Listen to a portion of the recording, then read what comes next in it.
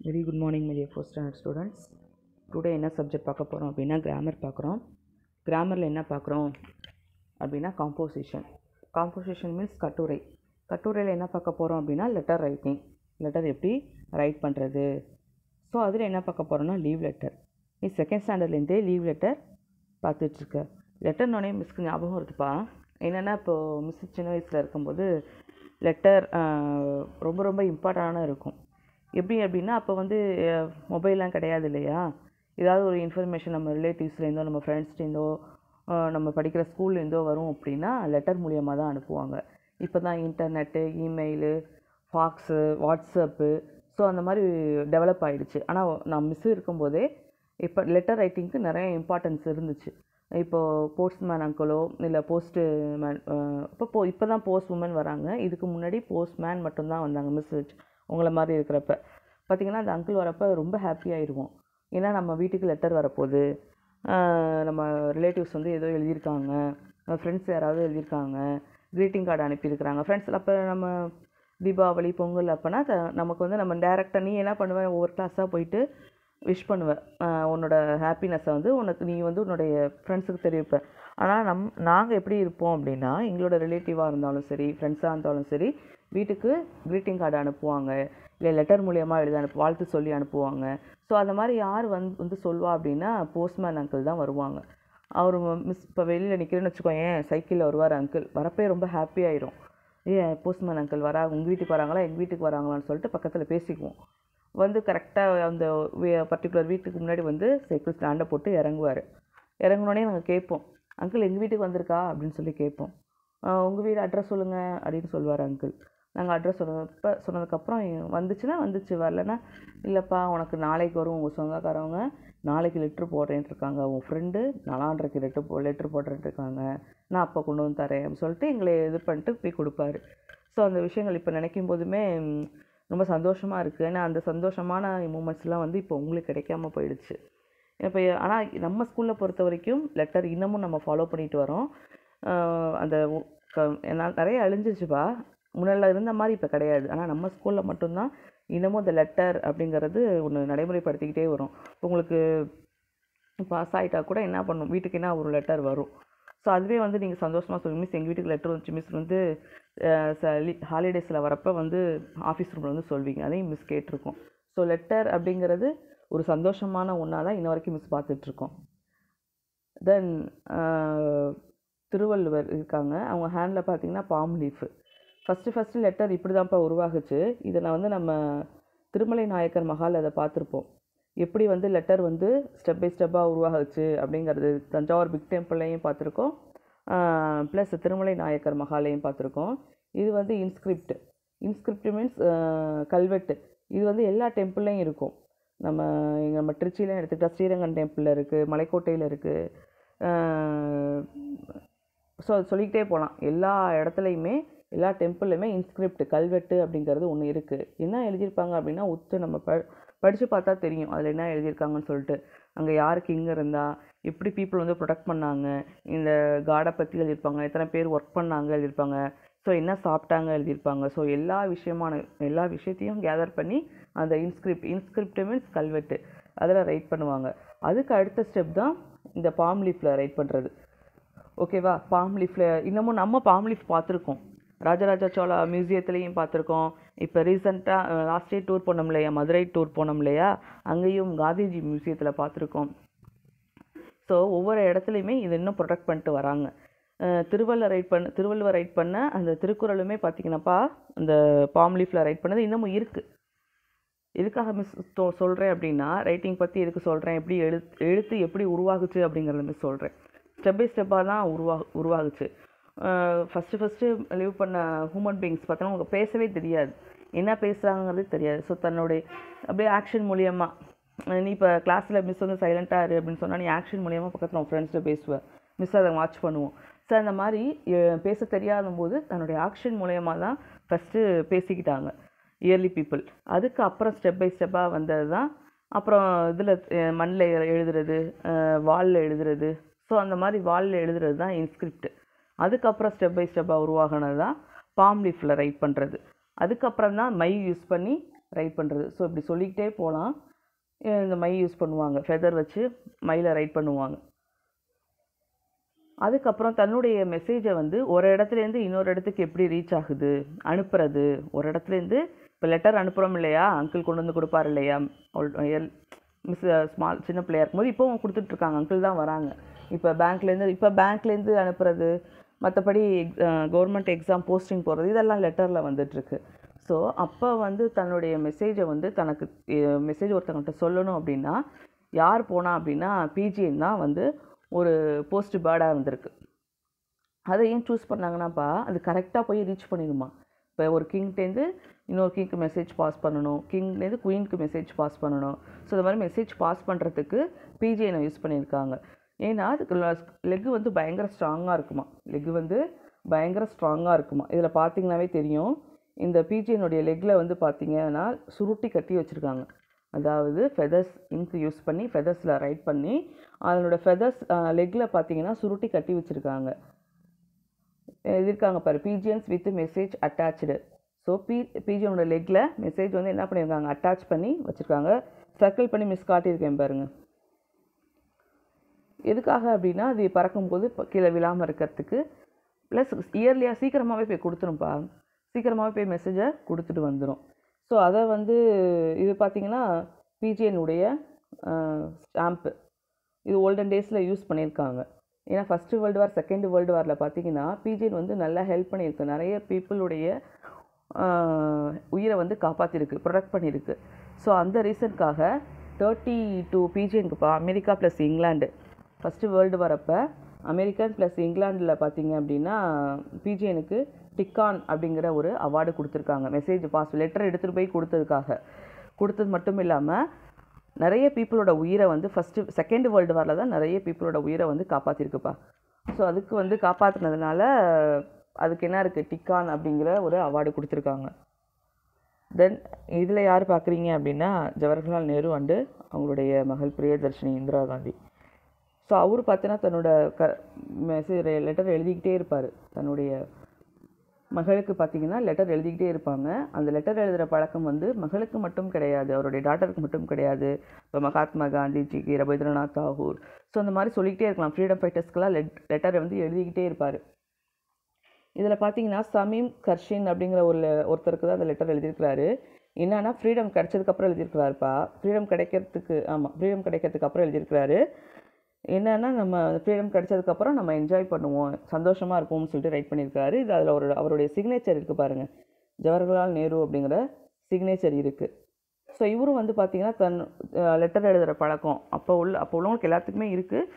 பர்டிகுலராக இவர் வந்து ப்ரிசனில் இருந்தாலும் தன்னுடைய டாக்டர் இருக்காங்க இல்லையா இந்திரா காந்தி, அவங்களுக்கு லெட்டர் எழுதி நீ இப்படி இரு, நீ நல்லா படிக்கணும், நிறைய புக்ஸ் படி, நீ வந்து வாலில் இருக்கிற ஃப்ராக் மாதிரி இருக்கக்கூடாது. வாலில் இருக்கிற ஃப்ராக்னால் என்ன அப்படின்னா கிணற்று தவளைன்னு சொல்லுவாங்கப்பா. அதாவது ஃப்ராக் வந்து அந்த கிணத்துக்குள்ளேயே தான் சுற்றிக்கிட்டு இருக்கும், அது வெளியில் வராது. அந்த கிணறு தான் வெள்ளு தான் வந்து உலகம் அப்படின்னு நினச்சிட்டு அதுக்குள்ளேயே சுற்றி அதுக்குள்ளேயே தன்னோட ஃபுட்டு எடுத்துக்கிட்டு அதுக்குள்ளேயே லீவ் பண்ணிட்டு இருக்கும். ஸோ அதுக்கு கிணத்துலேருந்து வெளியில் வர தெரியாது. ஸோ அந்த மாதிரி கிணத்துக்குள்ளேயே இருக்கக்கூடாது, நீ வெளியில் வரணும். நீ வெளியில் வரணும்னா நிறைய புக்ஸ் படிக்கணும். உனக்கு எந்த டவுட்னாலும் உன்னுடைய ஆசிரியர் யாரை சொல்கிறாங்கன்னா உன்னோட டீச்சர் கிருபாலினி அப்படின்னு சொல்லி ஒரு டீச்சர் சொல்கிறாங்க, அவங்கள்ட்ட நீ வந்து தனியாக போய் உன்னோட டவுட்டை வந்து கிளியர் பண்ணிக்கலாம். இப்போ வந்து இவரே வந்து பார்த்திங்கன்னா ஜவஹர்லால் நேருவே வந்து கேம்பிரிட்ஜ் யூனிவர்சிட்டியில் படித்தார். அப்படி படிக்கிறப்ப தனக்கு என்ன டவுட்டோ அப்போவெல்லாம்ப்பா காமனாக ஒரு பிளேஸில் உட்கார வச்சு கிளாஸ் எடுத்தாலும் தனிப்பட்ட முறையில் போய் டீச்சர்ஸ்கிட்ட போய் டவுட் கேட்பாங்க. ஸோ அதே மாதிரி நீயும் உனக்கு எந்த டவுட்டாக இருந்தாலும் உன்னுடைய ஆசிரியர் உன்னை டீச்சரை போய் தனியாக பார்த்து நீ உன் டவுட்டை கேட்டுக்கோ. இப்போயும் மிஸ்லாம் பார்த்தீங்கன்னா இப்போயும் நாங்கள் வீடியோ அனுப்பும் போதெல்லாம் உனக்கு என்ன சொல்லுவோம் அப்படின்னா, உனக்கு எந்த டவுட்டாக இருந்தாலும் உடனே வந்து கேளு, மிஸ் சொல்கிறதுக்கு ரெடியாக இருக்கும் அப்படின்னு சொல்லிட்டு சொல்லுவோம். ஸோ அதே தான் இவரும் சொல்கிறார், இந்த டவுட்டாக இருந்தாலும் உன்னுடைய டீச்சர்கிட்ட போய் கேளு, டவுட்டை கிளியர் பண்ணிக்கோ அப்படின்னு சொல்லி சொல்கிறாங்க. ரெண்டாவது ஹியூமன் பீயிங்ஸ் எப்படி ஃபஸ்ட்டு வந்தாங்க, அவங்க என்ன பேசுனாங்க, அவங்க பேச தெரியுமா பேச தெரியாதா, என்ன சாப்பாடு சாப்பிட்டாங்க, எப்படி லீவ் பண்ணாங்க, உங்களுக்கு ட்ரெஸ்ஸிங் மெத்தட்ஸ்லாம் எப்படி இருந்துச்சு, அப்புறம் வே ஆஃப் தாட்ஸ்லாம் எப்படி இருந்துச்சு, வே ஆஃப் டீச்சிங்ஸ் எப்படி இருந்துச்சு. ஸோ 1 by 1 எழுதியிருக்கிறாரு. அந்த புக்குப்பா டிஸ்கவரி ஆஃப் இந்தியா அந்த புக்கும் வாங்கி நம்ம படிக்கலாம். தென் இவர் வந்து தன்னுடைய டாட்டருக்கு எழுதின லெட்டர்ஸை கலெக்ட் பண்ணி ஒரு புக்காக வச்சுருக்காங்க. என்ன புக்கு அப்படின்னா letters from a father is his daughter, letter from a father to his daughter அப்படிங்கிற ஒரு புக்கு இருக்குது. இந்த புக்கை வாங்கி நம்மளும் படிக்கலாம், நமக்குள்ள ஒரு இன்ஸ்பிரேஷனாக இருக்கும். இப்போ நம்மளும் நம்ம ஃபாதர் சொல்கிறத கேட்போம் இல்லையா, அந்த மாதிரி இவர் Jawaharlal Nehru uncle first prime minister of India, அவர் வந்து தன்னுடைய டாட்டர் இந்திரா காந்திக்கு எழுதின லெட்டரை வந்து கலெக்ட் பண்ணி ஒரு புக்காக வச்சுருக்காங்க. அதை நம்மளும் வாங்கி படிக்கலாம். தென் யார் அப்படின்னா சொல்ல விரும்புகிறது பாரதியார். தெரியுமில்ல, பாரதியார் நுணையுமே நமக்கு ஞாபகம் வருது. அச்சமில்லை அச்சமில்லை அச்சம் என்பதில்லையே, உச்சி மீது வான் விழுந்து வீழுகின்ற போதிலும் அச்சமில்லை அச்சமில்லை அச்சம் என்பதில்லையே, அந்த பாட்டு ஞாபகம் வரும். அப்புறம் ஓடி விளையாடு பாப்பா. ஸோ இந்த மாதிரி பாட்டு சொல்லிக்கிட்டே போகலாம் அவரை சொல்கிறப்ப. இது பாருங்கப்பா, இவர்கிட்ட ஒரு பவர் இருக்கும். இவர் ஐஸை பார்க்கும்போதே நமக்கு ஒரு பவர் இருக்கும். அவர் நடையெல்லாம் பார்த்தீங்கன்னாவே அவங்க அவ்வளோ கம்பீரமாக நடப்பாங்க, பிரேவாக நடப்பாங்க. ஸோ அந்த ஒரு கிரேட் குவாலிட்டிஸ் அவர்கிட்ட இருக்குது. அவரை பார்க்கும்போதே நமக்கு ஃப்ரீடம் கிடச்சிரும் அப்படிங்கிற, ஃப்ரீடம் போயிட்ஸாக தான் அந்த ஃப்ரீடம் கிடைக்கிறதுக்கு நிறைய பேர் ஸ்ட்ரகிள் பண்ணாங்க. நம்ம நான் வைலன்ஸ் பண்ணோம், சண்டை போட்டுக்காமல் நமக்கு ஃப்ரீடம் கிடச்சிது. இவர் தன்னுடைய என்ன திங்கிங்கை, வே ஆஃப் திங்கிங்கை எப்படி வெளிப்படுத்தினார் அப்படின்னா பாட்டு மூலியமாக, போயம் மூலியமாக வெளிப்படுத்தினார். ஓகேவா. இன்னமும் ஒரு பாட்டுக்கள்லாம் இருக்குது, அதுவும் ஒரு புக்காக இருக்குது. பாரதியார் புக்ஸ் அப்படின்னு சொல்லிட்டு இருக்குது, collection of songs Bharathiyar books அப்படின்னு சொல்லிட்டு இருக்குது. ஸோ அந்த கலெக்ஷன் ஆஃப் போயம்ஸ் வாங்கி நம்மளும் படிக்கலாம். ஓகேவா. பக்கத்தில் யார் இருக்காங்கன்னா அவங்களுடைய ஒய்ஃபு செல்லம்மான்னு சொல்லுவாங்க. இவரும் வந்து லெட்டர் எழுதியிருக்கிறாருப்பா, நிறைய லெட்டர். எல்லா ஃப்ரீடம் ஃபைட்டர்ஸுமே லெட்டர் எழுதுகிற ஹேபிட்ஸ் இருந்திருக்கு. பர்டிகுலராக மிஸ் 2 மெம்பர்ஸ் மட்டும் சொல்கிறேன்.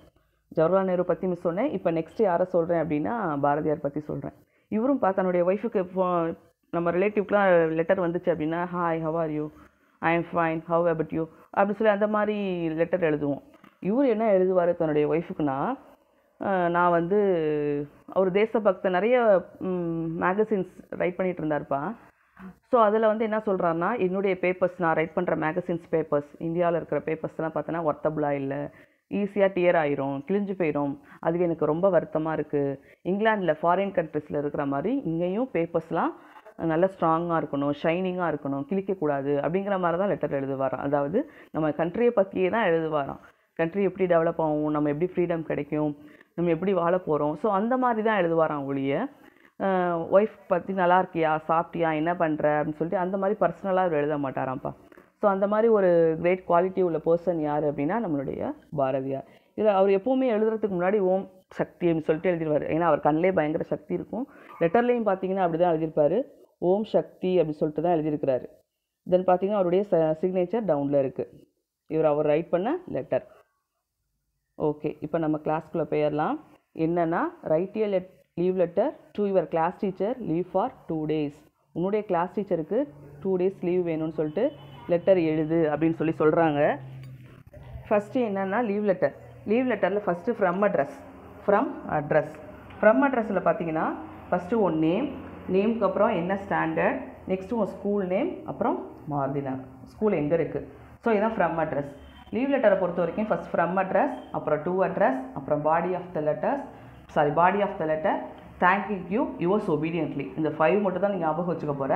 ஃபஸ்ட்டு ஃப்ரம் அட்ரஸில் ஃபஸ்ட்டு உன் பேருக்கு அப்புறம் நீ என்ன கிளாஸு, பேர் comma 4th standard comma Kurukshetra primary school comma Maruti Nagar full stop. That's it. இதுதான் வந்து ஃப்ரம் அட்ரஸ். ஃப்ரம் வந்து மார்ஜின் ஒட்டி ஸ்டார்ட் பண்ணணும். எம் எங்கே ஃபினிஷ் ஆகுதோ அந்த இடத்துல உன் நேம், உன் கிளாஸ், உன் எந்த ஸ்கூல் எங்கே இருக்குது. இது நம்ம செகண்ட் ஸ்டாண்டர்ட்லேருந்தே லெட்டர் படிச்சுட்ருக்கோம். உனக்கு ரிப்பீட்டடாக சொல்லணும்னு அவசியம் இல்லை, ஏன்னா நீ செகண்ட் ஸ்டாண்டர்ட்லேருந்தே லீவ் லெட்டர் நீயாக தான் ரைட் பண்ணுவேன். ஸோ மிஸ் இருந்தாலும் உனக்கு இந்த குவாரண்டைன் டைமில் உனக்கு ரீகால் பண்ணுறேன். ஓகே, ஸோ இதுதான் from address. Then to address யாருக்கு நீ எழுத போறியோ அதுதான். ஓகேவா, யாருக்கு ஃபஸ்ட்டு யார் எழுதுனா, ஃப்ரம் அட்ரஸ் யார் எழுதுனா, நெக்ஸ்ட் நீ யாருக்கு எழுத போகிற, to your class teacher, leave for 2 days அதுக்காக எழுத போகிறேன். To the class teacher comma 4th standard comma Kurukshetra primary school comma Maruti Nagar full stop. இதான் வந்து டு அட்ரஸ். ஓகேவா, ஃபஸ்ட்டு ஃப்ரம் அட்ரஸ் ரைட் பண்ணுறோம், செகண்டு டு அட்ரஸ் ரைட் பண்ணுறோம். இப்போ செகண்ட் ஸ்டாண்டர்ட் உங்களுக்கு ஞாபகம் வந்திருக்கும், செகண்ட் ஸ்டாண்டர்ட் 3rd ஸ்டாண்டர்ட் படிச்சுட்டு இப்போ ஃபோர்த்துலேயே திரும்ப லீவ் லெட்டர் தான் படிக்கிறேன். எதுக்காக அப்படின்னா திரும்ப மிஸ்டேக் வரக்கூடாது அப்படிங்கிற ஒரு ரீசனுக்காக. தென் நெக்ஸ்ட்டு என்ன பார்க்க போகிறோம் அப்படின்னா பாடி ஆஃப் த லெட்டர், இதுதான் body of the letter. First from address, next to address, next write பண்ணுறது நீ பாடி ஆஃப் த லெட்டர். இதுதான் body of the letter. Respected madam, என்ன ரீசனுக்காக நம்ம லெட்டர் எழுத போகிறோம். I am suffering from fever, full stop. I am unable to attend the class, full stop. So, comma, I request you to grant me leave for 2 days. Within bracketல unuse பண்ணி 2 date right பண்ணியிருக்கோம். That's it. I am suffering from fever, எனக்கு உடம்பு சரியில்லை. First என்ன start பண்ணுறோம் அப்படின்னா பாடி of த லெட்டரில் respected madam, மதிப்பிற்குரிய மரியாதைக்குரிய, ரெஸ்பெக்டட் அப்படின்னா மதிப்பிற்குரிய மரியாதைக்குரிய மேடம் ஆர் சார் யார் வேணாலும் போட்டுக்கலாம். ஐ ஆம் சஃபரிங் ஃப்ரம் ஃபீவர், எனக்கு உடம்பு சரியில்லை. ஐ am unable to attend the class, அதனால் என்னால் கிளாஸ் என்ன பண்ண முடியல, அட்டன் பண்ண முடியல. ஐ am unable to attend the class, என்னால் கிளாஸை அட்டன் பண்ண முடியல. Full stop. ஸோ கமா, அதனால் ஐ request you to grant me leave for 2 days, full stop. நான் உங்களைய பணிந்து கேட்குறேன். ரெக்வஸ்ட் அப்படின்னா ப்ளீஸ் பண்ணி கேட்குறது, ஓகேவா, தயவு செஞ்சு சொல்கிறது. ஸோ அந்த மாதிரி நான் ரெக்வஸ்ட் பண்ணி கேட்குறேன், எனக்கு 2 நாள் லீவ் கொடுங்க. Grand me leave for 2 days அப்படின்னு சொல்லிட்டு வித்தின் ப்ராக்கெட்டில் 2 date ரைட் பண்ணியிருக்காங்க. 18.12.2020 and 19.12.2020 finished. Okay, so from address பார்த்துட்டோம், டு அட்ரஸ் பார்த்துட்டோம், நெக்ஸ்ட்டு பாடி ஆஃப் த லெட்டரும் பார்த்துட்டோம். ஓகே, தென் என்ன அப்படின்னா தேங்கிங் யூ, 1 லைன் லீவ் பண்ணி தேங்கிங் யூ கமா, அதுக்கு அடுத்த 1 லைன் லீவ் பண்ணி ரைட் சைட் கார்னரில் யுவர்ஸ் ஒபீடியன்ட்லி கமா, டவுனில் உன்னுடைய நேம். அவ்வளோதான். லெட்டர் ரைட்டிங்கை பொறுத்த வரைக்கும் வெரி ஈஸி. ஃபஸ்ட்டு எழுத்துக்கள் எப்படி எழுத்துக்கள் வந்து உருவாகுச்சுன்னு சொன்னேன். இயர்லி பீப்புளுக்கு ஃபஸ்ட்டு பேசவோ எழுதவோ தெரியாது, தன்னுடைய ஆக்ஷன்ஸ் மூலியமாக தான் மற்றவங்களுக்கு சொல்லிக்கிட்டாங்க. அதுக்கப்புறம் வந்தது தான் ஃபஸ்ட். அதுக்கப்புறம் போய் இந்த குகையெல்லாம் பார்த்துருப்போம், குகை எழுத்துக்கள்லாம் பார்த்துருப்போம். கேவ் லெட்டர்ஸ், கேவில் ரைட் பண்ணியிருப்பாங்க, அதான் இன்ஸ்கிரிப்ட்னு சொல்லுவோம். ஸோ அந்த மாதிரி எல்லா பில்டிங்ஸு, அதாவது டெம்பிளில் பார்த்தீங்கன்னா எல்லா இடத்துலையும் என்ன பண்ணியிருப்பாங்கன்னா எழுதியிருப்பாங்க. தென் அதுக்கப்புறம் கொஞ்சம் இம்ப்ரூவ்மெண்ட் டெவலப் ஆகி பாம் லீஃபில் ரைட் பண்ணாங்க. அதுக்கப்புறம் டெவலப் ஆகி பேப்பர் யூஸ் பண்ணாங்க. ஸோ இந்த மாதிரி ஸ்டெப் பை ஸ்டெப்பாக யூஸ் பண்ணலாம். ஒரு இடத்துலேருந்து இன்னொரு இடத்துக்கு மெசேஜ் பாஸ் பண்ணுறதுக்கு பிஜிஎனை யூஸ் பண்ணியிருக்காங்க. அது first world war and then second world வாரில் அதனோட இம்பார்ட்டன்ஸ், அதாவது நிறைய பீப்புளோட உயிரை வந்து காப்பாற்றிருக்கு. ஸோ அந்த ரீசனுக்காக அந்த டிக்கன் அப்படிங்கிற அவார்டு வந்து கொடுத்துருக்காங்க பிஜிஎனுக்கு. 32 பிஜிஎனுக்குப்பா, அதாவது அமெரிக்கா ப்ளஸ் இங்கிலாண்டில் இருக்கிற பிஜிஎனுக்கு டிக்கன் அப்படிங்கிற அவார்டு கொடுத்துருக்காங்க. அது நெக்கில் வியர் பண்ணியிருக்கு பாருங்கள், பார்த்தாவே தெரியும். ஸோ அந்த அவார்டு கொடுத்துருக்காங்க. அந்த அவார்டு, அதாவது 4 பேர்டோட நேம் மட்டும் சொல்கிறேன் மிஸ்ஸு. அந்த 4 பிஜிஎனோட நேம் ஜி, ஜோ, ஜா அப்படின்னு சொல்லிட்டு, அப்புறம் மேரி எக்ஸ்போர்ட் அப்படின்னு சொல்லிட்டு 4 பிஜிஎனோட நேம் மென்ஷன் பண்ணியிருக்காங்க. இதனோட 4 பிஜிஎனோட சேர்த்து டோட்டலாக 32 பிஜிஎனுக்கு இந்த அவார்டு கொடுத்துருக்காங்கப்பா. தென் இந்த பிக்சர் பார்த்தீங்கன்னா இதில் ஒரு வெஹிக்கல் இருக்குது. இந்த வெஹிக்கல் எதுக்காக இருக்குது அப்படின்னா, ஆனில் பார்த்தீங்கன்னாவே தெரியும், நிறைய பிஜிஎன் செட் பண்ணியிருக்கு. செகண்ட் வேர்ல்டு வார் அப்போ இந்த வெஹிக்கல் யூஸ் பண்ணியிருக்காங்க. ஆனில் வந்து கூண்டு, அந்த புறா லீவ் பண்ணுறதுக்கான தேவையான நெசசரி அது எல்லாமே இருக்கும். பிஜிஎன் அதில் இருக்குமாப்பா. ஏன்னா மெசேஜ் அந்த டைமில் பாஸ் பண்ணுறதுக்கு, அதை ப்ரொடக்ட் பண்ணி எடுத்துகிட்டு போகிறதுக்கான இந்த வெஹிக்கல் யூஸ் பண்ணியிருக்காங்க. கீழே பார்த்தோன்னா சோல்ஜர்ஸ் நிற்கிறாங்க பாருங்கள். Second world war and then first world வாரில் இந்த வெஹிக்கல் யூஸ் பண்ணியிருக்காங்கப்பா. தென் அடுத்து பார்த்தீங்க அப்படின்னா அதுக்கப்புறம் தான் லெட்டர் வருது. பிஜிஎன் மூலியமாக தன்னோட மெசேஜை வந்து ஒரு இடத்துல இன்னொரு இடத்துக்கு மெசேஜை பாஸ் பண்ணிக்கிட்டாங்க, லெட்டரை பாஸ் பண்ணிக்கிட்டாங்க. அதுக்கு அப்புறம் லெட்டர் ரைட், அதாவது போஸ்ட்மேன் அப்படின்னு வராங்க. போஸ்ட்மேன் வந்தப்போ தான் நிறைய பேர் லெட்டர் எல்லா ஃப்ரீடம் ஃபைட்டர்ஸும் லெட்டர் எழுதுவாங்க. பர்டிகுலராக 2 மெம்பர்ஸை மட்டும் மிஸ் இங்கே மென்ஷன் பண்ணியிருக்கேன், ஜவஹர்லால் நேரு அண்ட் தென் பாரதியார். ஜவஹர்லால் நேரு அவருடைய டாட்டருக்கு லெட்டர் எழுதி அனுப்பிச்சிக்கிட்டே இருக்கிறாரு. அந்த லெட்டர் தான் ஃபுல்லாக யூஸ் பண்ணி letters from a father to his daughter அப்படின்னு சொல்லிக்கிட்டு இருக்குது. ஸோ அதுக்கப்புறம் பார்த்தீங்க அப்படின்னா பாரதியார் வந்து அவருடைய ஒய்ஃபுக்கு லெட்டர் எழுதுகிறாரு. ஃபுல்லாகவே நம்மளுடைய கண்ட்ரி அதில் தனக்கு என்ன கஷ்டமாக இருக்கோ அதை தான் ஷேர் பண்ணியிருக்கிறார் ஒழிய ஒய்ஃப் எப்படி இருக்காங்க, என்ன பண்ணுறாங்க, என்ன செய்கிற, சாப்பிட்டியா, அந்த மாதிரி அவர் கொஸ்டின் கேட்கல. ஸோ அதுக்கப்புறம் தான் நம்ம லெட்டர் ரைட்டிங்க்கு உள்ளே போகிறோம். அதாவது கிளாஸ் டீச்சருக்கு நீ லீவ் கேட்டு ரைட் பண்ணுற லெட்டர். செகண்ட் ஸ்டாண்டர்ட்லேயே படிச்சுட்ருக்க மிஸ், திரும்பவும் சொல்கிறேன். ஃபஸ்ட்டு ஃப்ரம் அட்ரஸ், உன் name, class, school, Maruti Nagar. So இந்த கமா ஃபுல் ஸ்டாப் கரெக்டாக இருக்கணும். Then second one to address நீ யாருக்கு எழுதுறியோ அதான் டூ அட்ரஸ். அது the class teacher 4th standard Kurukshetra primary school Maruti Nagar. இதுவுமே class teacher comma 4th standard comma Kurukshetra primary school comma Maruti Nagar full stop.